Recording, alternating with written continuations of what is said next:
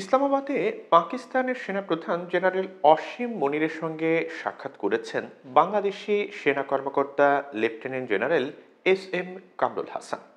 তাদের বৈঠকের টেবিলে দুই দেশের পতাকা সাজানো ছিল। কামরুল হাসান পাকিস্তানের অন্যান্য সেনা কর্মকর্তার সঙ্গে সাক্ষাৎ করলেও তার এই সফরের প্রধান আকর্ষণ ছিল সেনা প্রধানের সঙ্গে বৈঠক।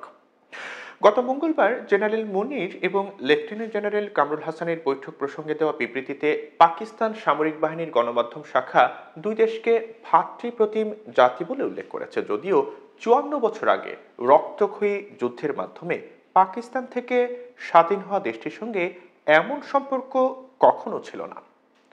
কাতার ভিত্তিক সংবাদ মাধ্যম আল জাজিরা এক প্রতিবেদনে এসব তথ্য জানিয়েছে। প্রতিবেদনে বলা হয় যে ছাত্র জনতার আন্দোলনের মাধ্যমে ক্ষমতাচ্যুত হওয়ার আগে শেখ হাসিনার প্রায় ১৬ বছরের শাসনামলে এই সম্পর্ক টানা পোড়েনের মধ্যে ছিল। ক্ষমতাচ্যুত হয়ে হাসিনা প্রতিবেশী ভারতে যাওয়ার পর থেকে বাংলাদেশ পাকিস্তান সম্পর্ক দৃশ্যত ঘনিষ্ঠ হচ্ছে। উভয় দেশের রাজনীতিতে ভারত বিরোধী মনোভাব কাজ করছে, যা ইসলামাবাদ এবং ঢাকার ঐতিহাসিক বৈরিতার চেয়েও শক্তিশালী বলে মনে হচ্ছে।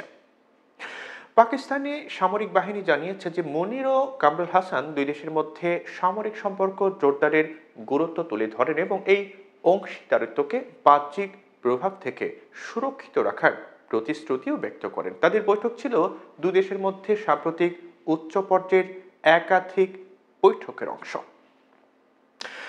এর আগে গত মাসে মিশরের রাজধানী কায়রোতে উন্নয়নশীল দেশগুলোর জোট D80 সম্মেলনে পাকিস্তানের প্রধানমন্ত্রী শাহবাজ শরীফ বাংলাদেশের অন্তর্বর্তী সরকারের প্রধান ডক্টর মোহাম্মদ ইউনূসের সঙ্গে সাক্ষাৎ করেন। তারও আগে গত সেপ্টেম্বরে জাতিসংঘের সাধারণ পরিষদের সাইডলাইনে তাদের আরও একটি বৈঠক অনুষ্ঠিত হয়।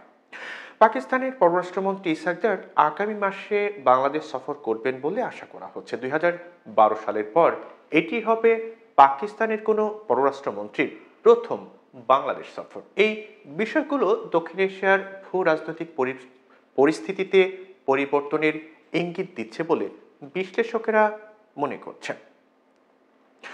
বাংলাদেশে নিযুক্ত পাকিস্তানের সাবেক রাষ্ট্রদূত আশরাফ কুরেশি আল জাজিরাকে বলেন যে নয়াদিল্লির তরফ থেকে শেখ হাসিনার স্বৈরাচারী সরকারকে দীর্ঘদিন ধরে সমর্থন করার কারণে ভারত বাংলাদেশ সম্পর্কে যে উত্তেজনা তৈরি হয়েছে, সম্ভবত এই বিষয়টি ঢাকা প্রশাসনকে নতুন করে কৌশল নির্ধারণে উদ্বুদ্ধ করেছে।